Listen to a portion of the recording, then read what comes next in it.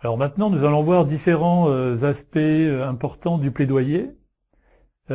Premièrement, il est important que le plaidoyer soit basé sur l'expérience de ce qui marche pour améliorer la participation pleine et effective et améliorer la qualité de vie. Ensuite, il est important qu'il fonde sa légitimité sur l'expérience pratique. Troisièmement, il est important qu'il associe systématiquement les détenteurs de droits et les aide à exprimer leurs préoccupations, se souvenir de ce qu'on a vu tout récemment dans le chapitre 4 avec l'expérience du développement inclusif local. Ensuite, quatrièmement, ce plaidoyer doit s'appuyer sur des alliances larges avec différents acteurs, entre les organisations de personnes handicapées, les organisations de la société civile par exemple. Et enfin, il doit adopter des méthodologies constructives et focalisées sur des solutions plutôt que sur des méthodes de confrontation. Mais nous allons voir cela un petit peu plus loin. Le plaidoyer aussi n'est pas un processus linéaire, on vient de le voir, avec le cycle des 7 étapes.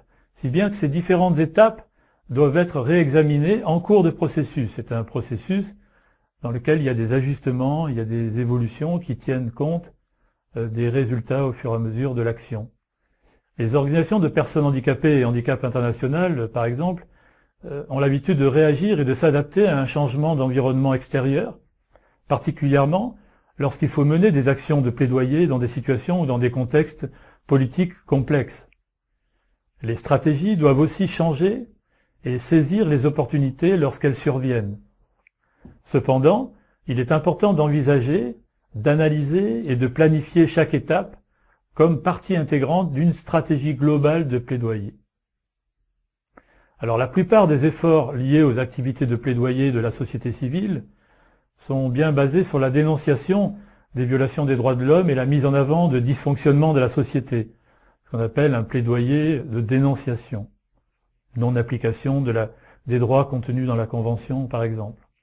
Cependant, on s'aperçoit que se concentrer uniquement sur les aspects négatifs peut être à la fin contre-productif pour parvenir au changement dans certains contextes et situations.